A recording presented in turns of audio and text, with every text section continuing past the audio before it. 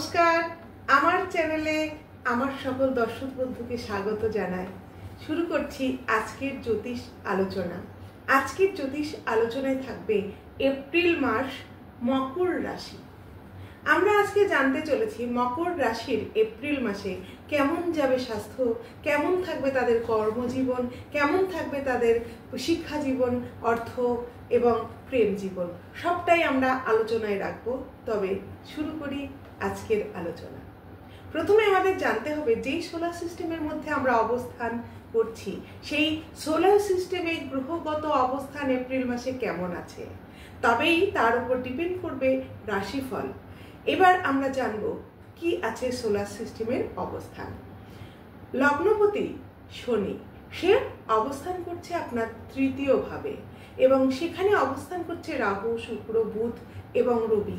এই পঞ্চ গ্রহের সমারোহ হচ্ছে আপনার তৃতীয় স্থানে। পঞ্চমে থাকছে বৃহস্পতি, ষষ্ঠে থাকছে মিথুন রাশিতে আপনার মঙ্গল, আর নবমে থাকবে কেতু। এই মঙ্গল 3 এপ্রিল গোচর করবে সপ্তমে, আর 7 এপ্রিল বুধ মার্গী হবে, কিন্তু সে তৃতীয়েই অবস্থান করবে। আর 13 এপ্রিল মার্গী হবে শুক্র, যে এতদিন বক্রগতিতে থাকছে, মার্গী হবে 13 এপ্রিল, সে কিন্তু আপনার তৃতীয় ভাবেই অবস্থান করবে। 14 এপ্রিল রবি গোচর করবে এবং সে তৃতীয় থেকে আপনার চতুর্থ ভাবে এসে প্রবেশ করবে। যাই হোক, এই ছিল এই গ্রহগত অবস্থান। এর ফলটা কি হবে এবার সেটা জানতে হবে। এমনিতেই 29 মার্চ রাশি পরিবর্তন করে শনি আপনাদের 7.5 থেকে মুক্তি দিচ্ছে। তাই আপনারা অনেকদিন পর 7.5 থেকে নিজের জীবনকে মুক্ত করছেন। তাই আপনার দীর্ঘ 7.5 বছর পর আপনাদের নতুন নতুন সুযোগ আসতে চলেছে এবং আধ্যাত্মিক চেতনা বাড়তে চলেছে। সুপ্ত প্রতিভা সেটাও কিন্তু উন্মেষ করবে এই মার্চ মাসে। তবে লগ্নপতি শনি সে রাহুর সঙ্গে অবস্থান করছে এবং শত্রু গ্রহ শুক্রের সঙ্গে অবস্থান করছে তৃতীয় ভাবে। তাই আপনার এনার্জি লেভেল কিন্তু এই এপ্রিল মাসে লো থাকবে। অনেকটা আপনি মোটিভেশনটাও আপনার কম থাকবে। একটু কুড়েমি ভাব কিন্তু আপনার মধ্যে লক্ষ্য করতে পারবেন আপনি। 14 এপ্রিল রবি রাশি পরিবর্তন করে চতুর্থে প্রবেশ করবে। এরপর কিন্তু আপনার আত্মবিশ্বাস যথেষ্ট পরিমাণে বাড়তে দেখা যাবে, আর দেখা যাবে যে আপনার অনেক পরিবর্তন আসছে জীবনে। মঙ্গল সপ্তমে গোচর করছে, এর ফলে লগ্নের উপর সে দৃষ্টি দিচ্ছে। এতে কিন্তু আপনার সে নিচস্থ যেহেতু থাকছে, তাই স্বাস্থ্যক্ষেত্রে কিছুটা খারাপ কিছু স্বাস্থ্যের ক্ষেত্রে সে দেবে। যেটা হচ্ছে আপনার কিছু কিছু প্রবলেম বাড়বে, ব্লাড প্রেশারের প্রবলেম বাড়বে, আপনার চোখের প্রবলেম বাড়বে, দাঁতের প্রবলেম বাড়বে ইত্যাদি হবে। এবং আর সঙ্গে বাড়বে অ্যাংজাইটিটাও কিন্তু আপনার বেড়ে যেতে পারে এই সময়। এক্ষেত্রে আপনাকে যেটা করতে হবে সেটা হচ্ছে নিয়মিত প্রাণায়ামটা করতে হবে, তাহলে কিন্তু এই প্রবলেম থেকে আপনি অনেকটাই বেরিয়ে আসতে পারবেন। তবে মান সম্মান, নাম যশ, এটা কিন্তু আপনার 14 এপ্রিলের পর যথেষ্ট ভালো হবে।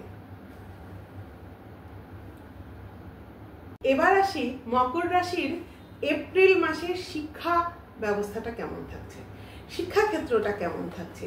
মকর রাশির পঞ্চম স্থানে অবস্থান করছে বৃহস্পতি, আর পঞ্চমপতি শুক্র সে অবস্থান করছে তৃতীয় এবং সে বক্রগতি থেকে মার্গী হচ্ছে 13 এপ্রিল। ফলে শিক্ষাক্ষেত্রে ছাত্রছাত্রীদের মধ্যে যে ল্যাক অফ কনফিডেন্স ছিল এতদিন, তার থেকে ছাত্রছাত্রীদের নিজের ছন্দে ফিরে আসতে দেখা যাবে এবং দেখা যাবে পড়াশোনার ক্ষেত্রে অনেক উন্নতি হতে।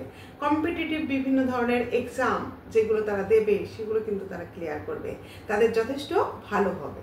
আত্মবিশ্বাস লেভেলটা অনেকটা বাড়তে দেখা যাবে এবং তাড়াহুড়ো বা বিভিন্ন রকম যদি উত্তেজনা বা ওভার কনফিডেন্স যদি এদের মধ্যে এসে যায় তাহলে কিন্তু সমস্যা। তাই নিজেকে একটু ঠিক রাখতে হবে।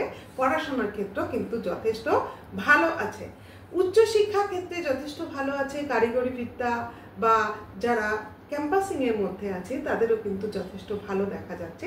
ছোটখাটো বিদেশ যোগ, এতদিন যেটা ভীষণ প্রবলেম ছিল, বিদেশ যোগ আপনাদের একদমই হচ্ছিল না, সেই ছোটখাটো বিদেশ যোগের সুযোগ কিন্তু এখন আসছে বা সুযোগটা তৈরি হচ্ছে এই মকর রাশির ছাত্রছাত্রীদের ক্ষেত্রে। এই মকর বিভিন্ন রকম এক্সাম ক্র্যাক করবে। কর্কটে মঙ্গল নিচস্থ হয়, এর ফলে যেহেতু কর্কট রাশিতে আপনার মঙ্গল প্রবেশ করছে এবং নিচস্থ থাকছে, তাই এই সময় আপনার মায়ের শরীর স্বাস্থ্যের দিকটা কিন্তু যথেষ্ট নজর রাখতে হবে।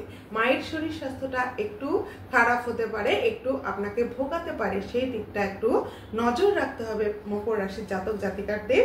এবং মকর রাশির জাতক জাতিকাদের মায়ের সঙ্গে এতদিন সম্পর্কটা খুব একটা ভালো ছিল না, বন্ডিংটা খুব একটা ভালো ছিল না, সেটাও কিন্তু মধ্য এপ্রিলের পর যথেষ্ট ভালো হবে। আপনাদের জন্য খুব ভালো সুখবর, মায়ের সঙ্গে সম্পর্কটা যথেষ্ট ভালো হতে চলেছে। এবার এছাড়া এপ্রিলের প্রথম দিকে মঙ্গল ষষ্ঠে অবস্থান করবে, তাই আপনি কাউকে কিন্তু টাকা ধার দেবেন না। যদি আপনি কখনো কাউকে টাকা ধার দিয়ে থাকেন এপ্রিল মাসে, আপনি কিন্তু সেই টাকা ফেরত পাবেন না, যতই বিশ্বস্ত ব্যক্তি হোক না কেন। এবার আসি মকর রাশির এপ্রিল মাসে কর্মজীবন কেমন থাকবে। দীর্ঘ 7.5, এই দীর্ঘ 7.5-তে মকর রাশির দুর্গতির শেষ ছিল না কর্মক্ষেত্রে, কর্ম দ্বারা হারিয়েছে, কর্মক্ষেত্রে অশান্তির শেষ নেই, শত্রুতে ভরে গেছে, বিভিন্ন রকম সমস্যা কর্মক্ষেত্রে তাকে ফেস করতে হয়েছে।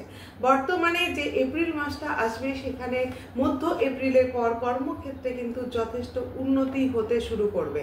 আপনার কর্ম পরিবর্তনের যোগ ও তৈরি হচ্ছে মধ্য এপ্রিলের পর। চাকরি ক্ষেত্রে পরিস্থিতি অনেকটা ভালো হবে, পরিশ্রম একটু করতে হবে কিন্তু পরিস্থিতি যথেষ্টই ভালো হবে, কিন্তু নতুন কর্মপ্রাপ্তির ক্ষেত্রে কঠোর পরিশ্রম করতে হবে, তবে আপনি পারবেন। এবং কর্মক্ষেত্রে আপনার যে শত্রু ছিল, সেই শত্রু কিন্তু আস্তে আস্তে কমতে শুরু করবে, সে দমন হতে শুরু করবে শত্রুর। আর্থিক সমস্যার অনেকটা সমাধান হতে চলেছে।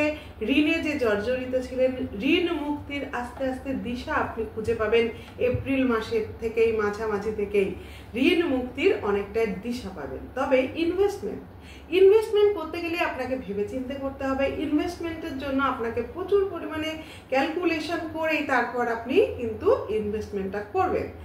কারণ শেয়ার মার্কেটেও আপনি ইনভেস্ট করতে পারেন, কিন্তু সেটা ভাবনা চিন্তার পর আপনি ইনভেস্টমেন্টটা করবেন।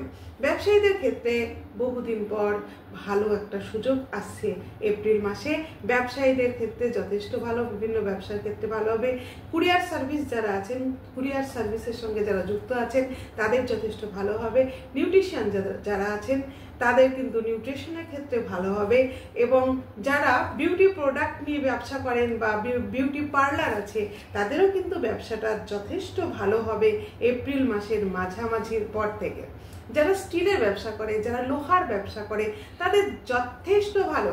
কিন্তু এখানে আপনাদের একটা কথা মনে রাখতে হবে, একটু সাবধানতা অবলম্বন করতে হবে, সেটা হচ্ছে পার্টনারশিপ ব্যবসাটা কিন্তু এপ্রিল মাসে ভালো দেখা যাচ্ছে না। পার্টনারশিপ ব্যবসার ক্ষেত্রে লস হওয়ার একটা প্রবল সম্ভাবনা আছে, তাই আপনাদের সেখানে সাবধানতা অবলম্বন করতে হবে। পার্টনারশিপ ব্যবসার ক্ষেত্রে বেশি ইনভেস্টমেন্ট আপনারা করবেন না। বিবাহিত জীবন এবং প্রেম জীবনে সেরকম কোনো পরিবর্তন নেই, যেমন ছিল মোটামুটি সেভাবেই চলবে। প্রেম জীবনে ভালো হবে না, আবার খুব যে খারাপ সেটাও দেখা যাচ্ছে না, মোটামুটি একটা স্টেবল পজিশনে থাকবে। তবে প্রেম কিন্তু পরিণতি পাওয়ার কোনো যোগ বা সুযোগ এই মাসটাতে দেখা যাচ্ছে না। বিবাহিত জীবনটা কিন্তু জঞ্জাটপূর্ণ। বিবাহিত জীবনটা এ মাসেও খুব একটা ভালো ব্যাপারটা দেখা যাচ্ছে না। সেই দুজনের মধ্যে মনোমালিন্য, ভুল বোঝাবুঝি, এটা কিন্তু এই মাসেও দেখা যাচ্ছে। নিজেকে সংবরণ করুন, আর রাগটা একটু কমান, জেদ একটু কমান, তবেই আপনার সাংসারিক জীবন যথেষ্ট ভালো যাবে।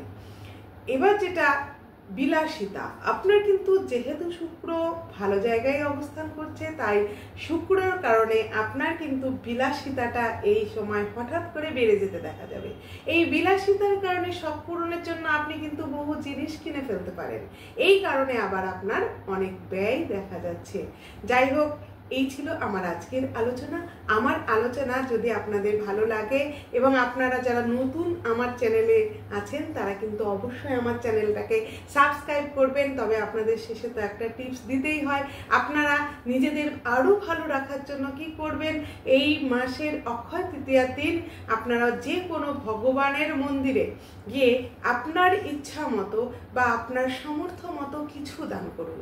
আর আপনাদের ক্ষেত্রে 12মুখী রুদ্রাক্ষ এবং 18মুখী রুদ্রাক্ষ মকর রাশির জাতক জাতিকার ক্ষেত্রে যথেষ্ট ভালো।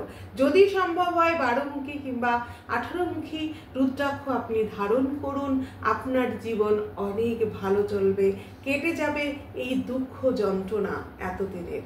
যাই হোক, আপনাদের কাছে আমার রিকোয়েস্ট, আমার চ্যানেলটা সাবস্ক্রাইব করুন, বেল আইকনটা প্রেস করুন, তাহলে সবার আগে নোটিফিকেশনটা আপনার কাছে পৌঁছে যাবে। এই ছিল আমার আজকের নিবেদন। সকলেই ভালো থাকুন। জয় মাতা।